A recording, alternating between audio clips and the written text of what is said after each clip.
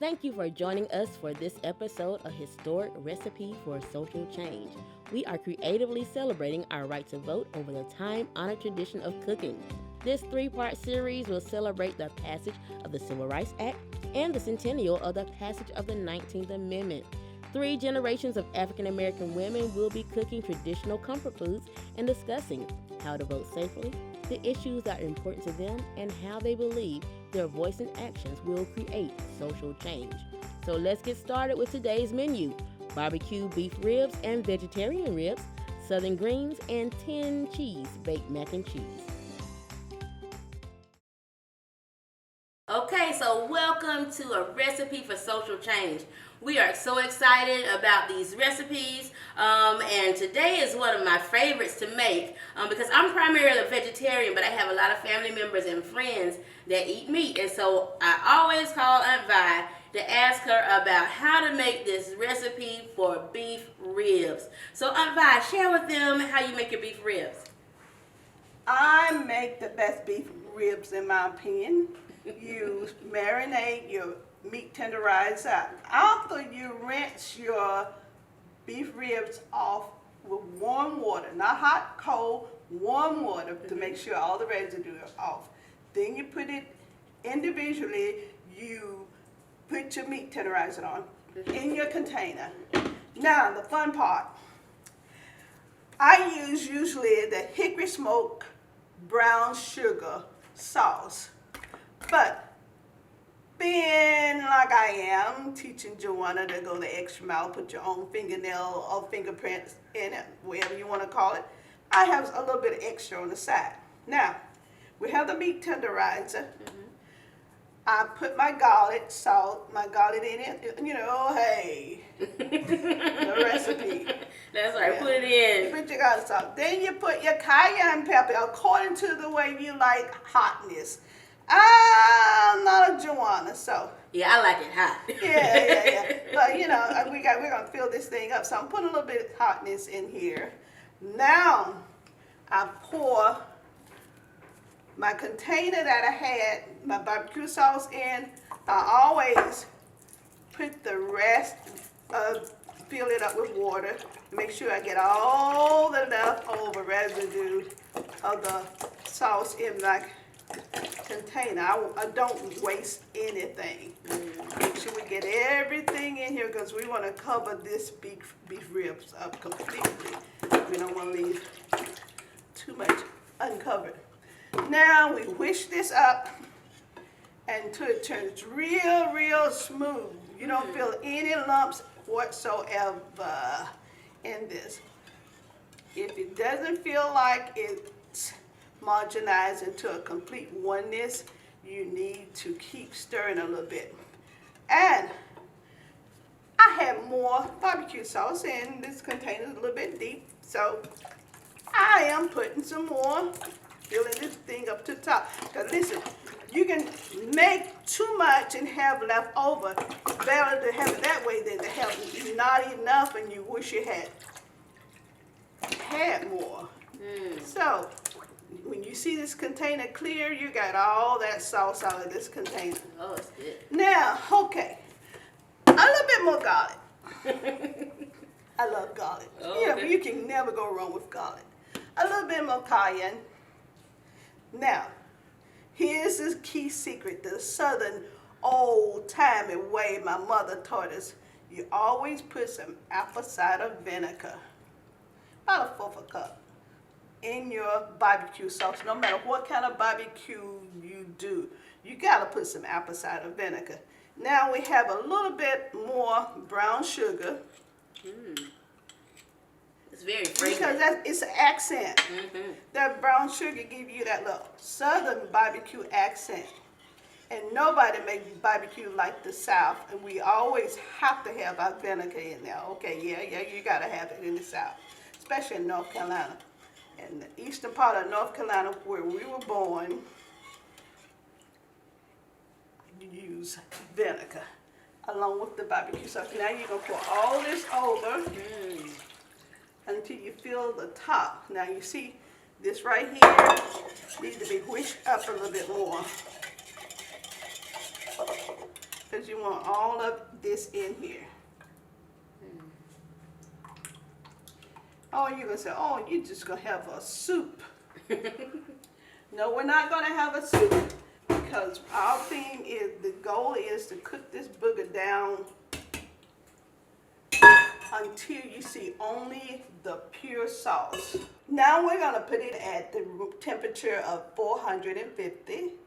Great. Okay, so you said we. So that seems like we kimosabi is me because this Dutch oven is really heavy. So we're going to put it in and then we're going to come back and we're going to do a vegetarian version. Bless your heart.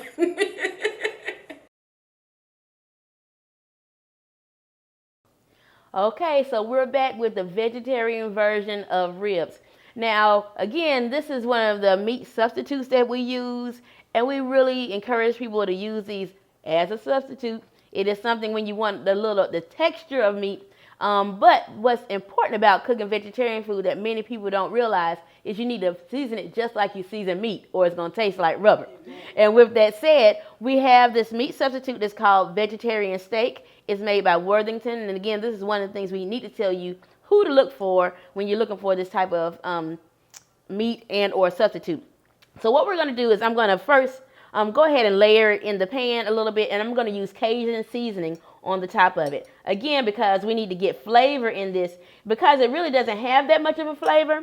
So anything that you add to it, it's going to really take it in and soak it in very good. And so, that's right. And so, and it has enough sodium in it, so hopefully you use things that really are salt-free but are full of flavor.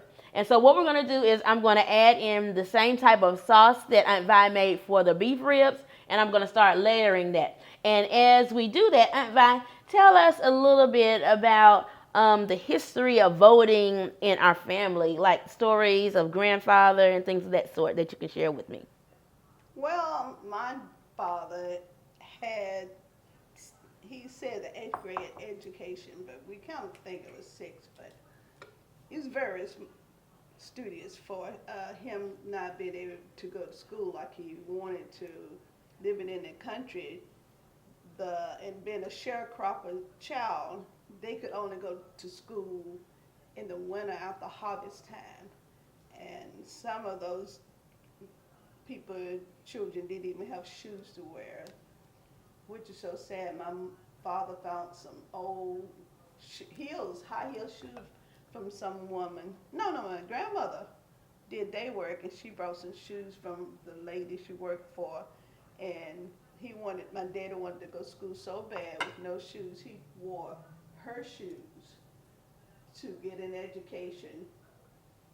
During Rosa Parks' time, when they had it so difficult for the blacks to vote, he made sure he learned the Gettysburg Address and Constitution, everything. He would walk around the house reciting those things to counteract any obstacle that they would put before him to keep him from voting. And that instilled in all of our hearts and minds as his children to never lose the opportunity to vote. Take advantage of every opportunity, from voting for the city manager, the mayor, the congressman, whoever, the police chief, if we could vote for him. But and my sister graduated. When she graduated, Martin Luther King spoke at her commencement, and I never will forget what he said. He said, if you can't find anything worth fighting for, you're not fit to live. And voting is worth fighting for. Let's be fit to live. Oh, that was great, Aunt Vi. Look, you told that story just in prime time. We're about to finish this thing off. I'm going to put the rest of our sauce on the top. And unlike the beef ribs, because this meat is already preheated, pre-made, per se, all you have to do is put this in the oven for maybe about 20 minutes, and we're good to go. Again, it's all about the flavor. Make your sauces the same way that you would for any meat dishes that you would have, and your vegetarian friends and family members will be amazed that the master that you are as we again work together to make recipes for social Or change. did he say, if you can't find anything worth living for, you're not fit to live? Oh, well, she remembered the last part of In that. case you want to look it up. And She just messed my tagline up, didn't she? That's right up, man. get it right. Okay, so I'm in charge of sides, and the sides that I'm about to do right now are greens. Now, you can do greens all kinds of ways, and of course, they're in season right now. But I am doing the semi-homemade way. So I have my pre-packaged greens, and I'm gonna tell you a little secret about these greens. What I did, instead of taking them straight off and doing them, I put them in the freezer so they can get a little crisp on them. That's gonna allow me to get more into my Instapot. So what we're gonna do first is add in 1 container of broth, of vegetable broth, because you normally cover it with water, but this gives it a little more flavor, and it's all about the flavor when you're doing greens. So the next thing that I'm going to add in is a cup of Bragg's seasoning. And so that's very important. It's liquid aminos. So again, it gives you some more nutrients. Then we're going to do a half a cup of apple cider vinegar. Putting that in. And so one of my friends always asks, how do you make greens? And then when I started telling her everything I put in it, she said, that's too much. That's too much. The next thing I have is about a quarter of a cup of, this is liquid smoke, hickory liquid smoke. Now, again, a lot of times when people make greens, traditionally, they either use turkey necks or hammocks, but this right here gives it that great flavor that you're used to without using the animal proteins. And then we have a little bit of brown sugar. And I must tell you too, I'm just telling you a little bit of this, a little bit of that, because traditionally most cooks really don't measure things out. We just do it so that people can have an idea as to what to do. Then we have a little of barbecue sauce, hickory smoked barbecue sauce, again to give it a little bit more flavor. Now here are my pinches of this and my pinches of that. So I get some black pepper and I crank some in there. Then I have a little bit of paprika that I put in. And then garlic powder, we put that in. And then of course everybody knows that good greens have to have sage. So now we have some sage that we put in. And that's going to give it that great rich flavor. And then again, just in case your greens aren't tender, we're going to put a little bit of meat tenderizer in there. Just a dash. And then for that flavor of ham, that we're not using any animal protein, but there's something that Goya makes, and I have to use the name there so you know what to look for, that's called hamon. And so I put 1 package of that in there. And then we're going to give that a great mix it up really good, so that again when we get our greens down in there and it's pressurized, that you have an even taste going throughout your greens. And so what I'm going to do again now, we're going to put those greens in there straight out of the bag. Now again, you could pre-wash the greens again, because sometimes we want to be a little bit more careful. But if you do that, I would still encourage you to go ahead and freeze them, because that's going to allow you to get more inside of your pot. And you're going to see that even though I'm putting 2 bags of greens in here, and it's going to look like it's pretty full, it's going to cook down very much. And you'll have a good serving. But if you're going to feed a big amount of people, you probably want to do 2 pots or 4 bags of greens, because this is going to be a hit at your next family meal. Okay, so we still have 1 more bag to get in there, because again, greens are full of nutrients, full of life. And we're just reminding you again, as we're doing our cooking series, on social change and recipes for social change, that we really have to think about voting and what's so important about us being engaged around this time. Because right now we're in October and voting is right upon us. And we want to make sure that we are taken care of. And these are some of the comfort foods that, one, will help keep your stress down, but at the same time will be very nutritious. And so what I'm going to do, I'm going to push those down, because again, we want to make sure that we get a good seal on our Instapot. And then I have 1 more container of your vegetable broth. Now again, if you want a meat flavor, you can also use chicken broth or beef broth, but this will do just the same. And so look, we're covering our greens really well. They are saturated with broth on the bottom that has been seasoned, and on the top from what we just put in. And then, you know, I really probably could squeeze one more bag of greens in here that are frozen. Now remember, if you would have done it regular, the leaves would have been overpowering the pot at this point. But we are good right now, so we're about to go ahead and get our Instapot sealed.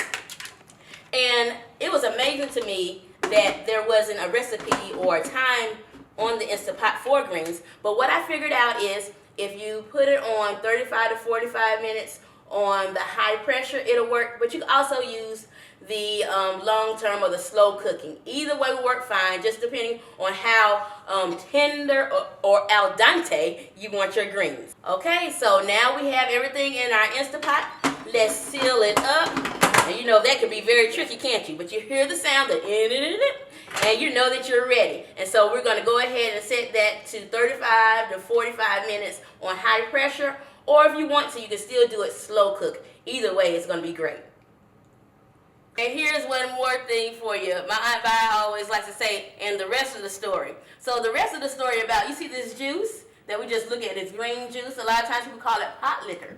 And so, you know, a long time ago they had the pandemic that was almost like the one now when the bubonic plague, was it, that went across? I can't remember what name of it was. But you all, the 100-year plague from the last time.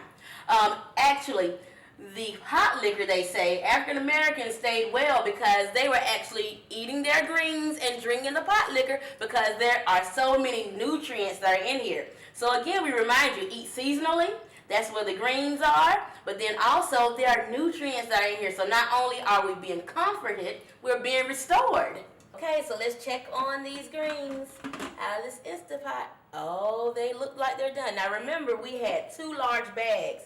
But now they have cooked all the way down. But look at that aroma. This is one of those times that I wish you had smell-o-vision. It is amazing.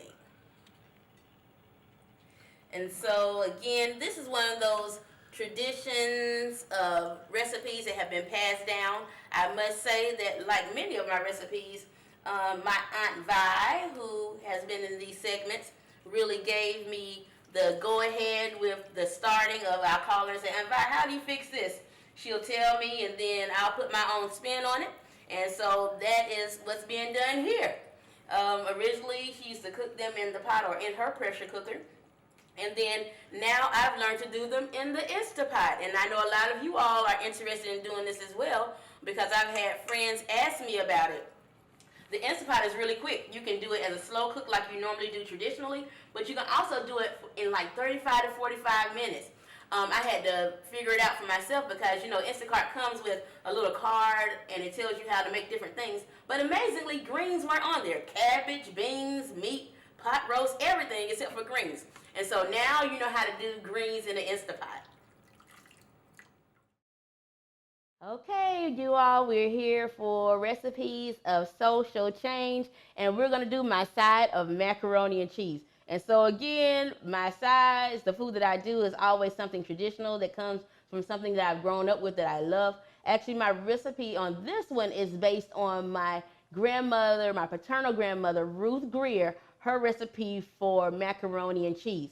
Now again, I have added some of my stuff in there because just to make it Joanna-wise or my own, that's what we're going to do today. And so again, you know that I work for the Asheville Buncombe Institute of Parity Achievement, and we're all about health. But right now we're talking about comfort food. And this right here is nothing that you want to talk about when you're talking about staying healthy, unless you do, again, you're doing everything in moderation, or I would like to say that you just do this at the holidays because this is a 10-cheese mac and cheese, you guys. Yes, it's a wonderful thing. But we have with me my mother, and I want her to talk about a little about her experience and why she really feels enthused and engaged when it comes around voters' rights and making sure that her voice is heard.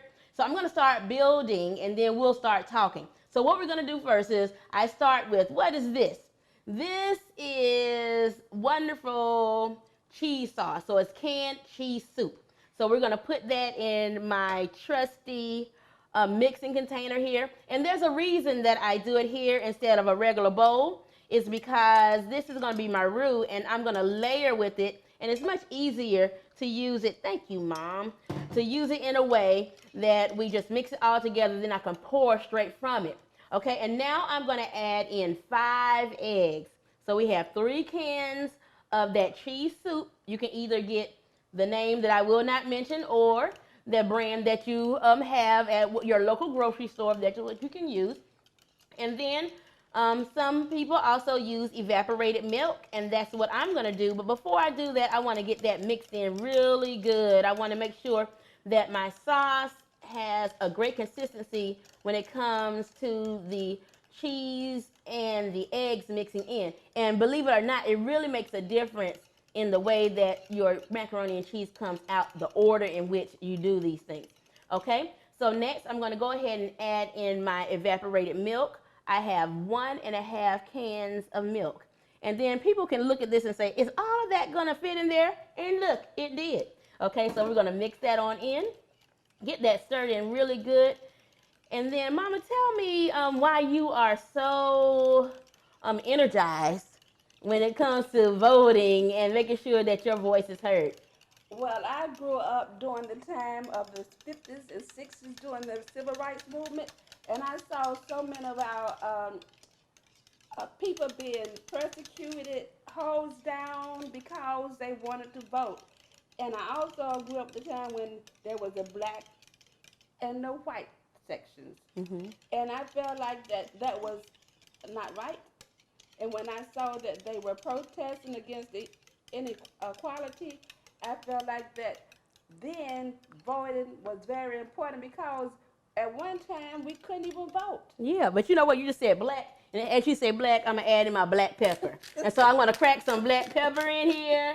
And then I'm going to do some garlic powder. I'll just put some in there. Now, you all know that I don't measure. But if you have to say you want to measure, we'll say a teaspoon of your pepper. And then maybe a tablespoon of your garlic. And then your paprika. Now, this does something very amazing. I went too fast. But if you look at it, you can see the reaction that it has the majority of the time. If I would have done it a little slower for you, you'll see that the paprika spreads when it hits the garlic. But that's great. So keep on talking, Mom.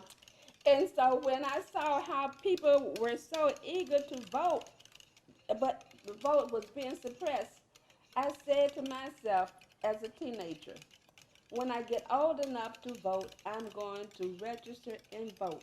And I started voting when I was 18 years old, and I have never missed voting since I started voting. Because I feel like voting is one of the ways that we can let our voices be heard.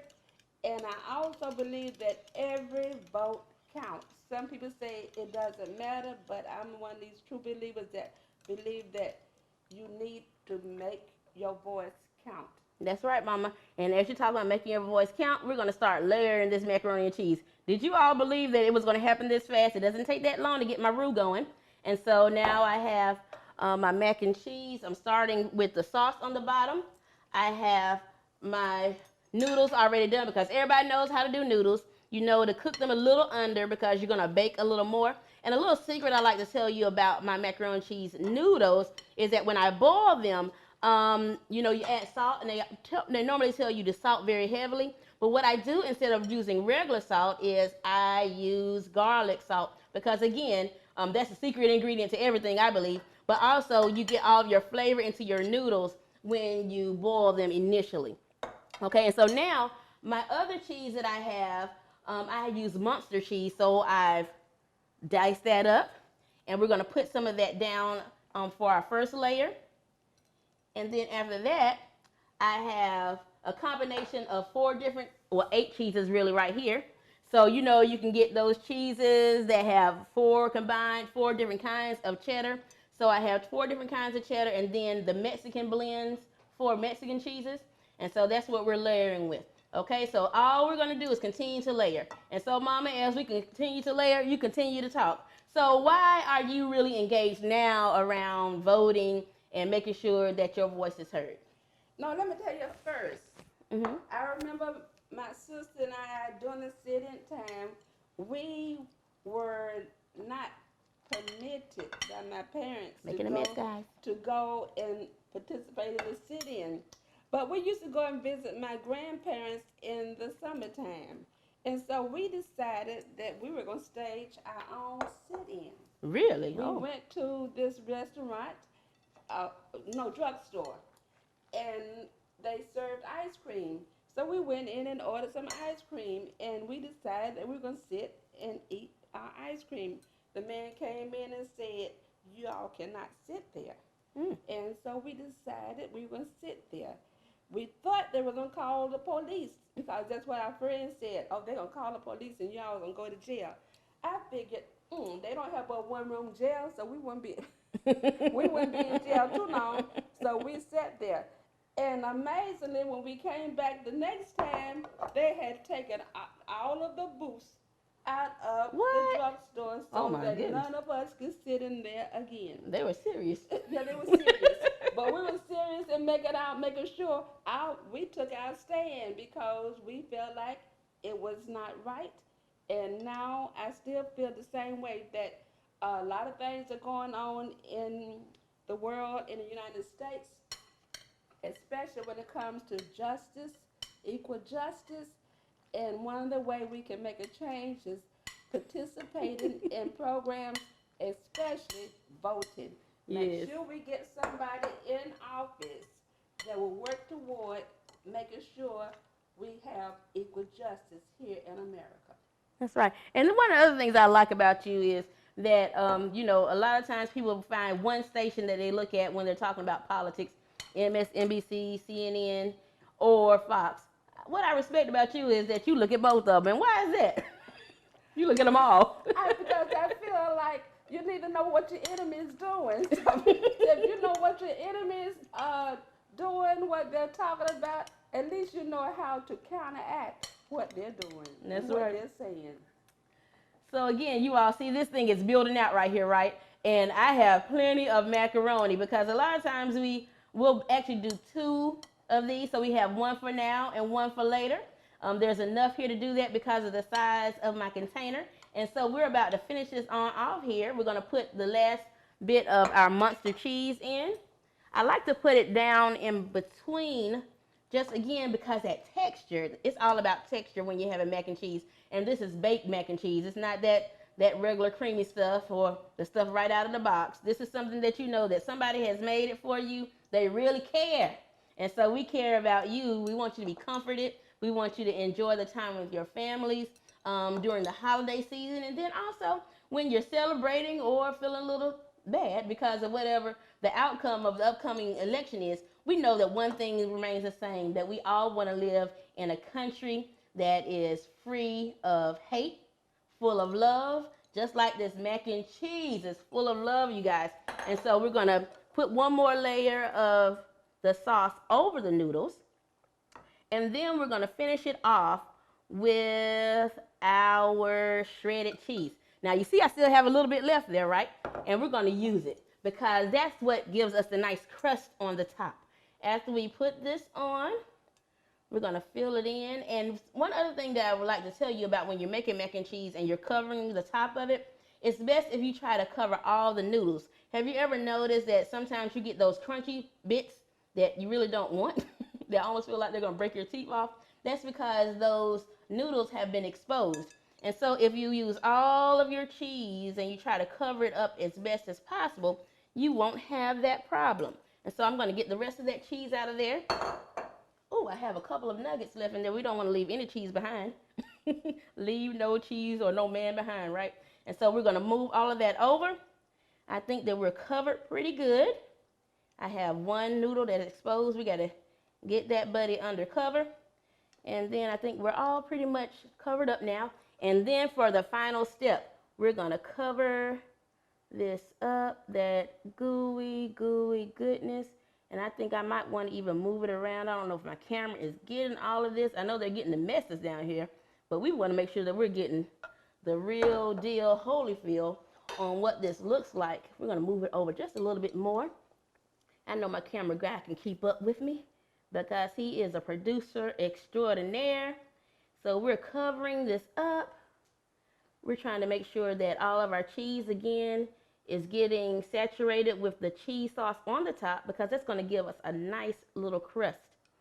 Again, this is a combination of recipes that I really love for people that make macaroni and cheese that I like.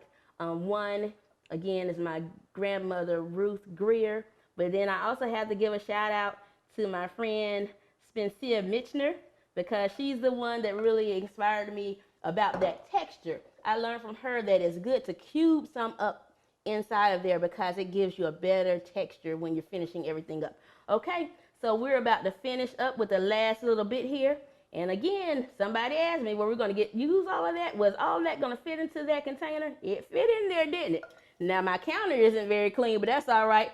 The stomach is going to be happy, and it's going to be comforted when we get this all done. Okay, this 10 cheese macaroni and cheese is going to change some people's lives. We're all done. You see, we got a little bit for everybody. We got the dark parts around the side and that golden gooiness in the middle. This is wonderful. It is truly a recipe for social change. If nothing else, it's going to change the trajectory of your evening. Thank you for joining us for Recipes for Social Change. We have a full meal right here for you, and we hope that you all are so full that you are energized to get out and vote. What would you like to say as we tell everybody good evening? I told you so. Yeah, and this veggie ribs, second place. And Mama? Well, everything looks good to me.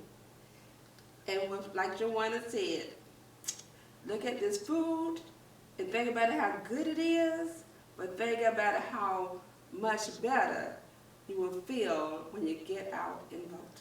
Vote. Thank you to AARP of North Carolina Western Region, APIPA, Pro 16 Productions, and you for joining us for this episode of Historic Recipe for Social Change. Don't forget to vote safely, and for more information, go to your county's Board of Elections webpage or www.aarp.org/NCVotes.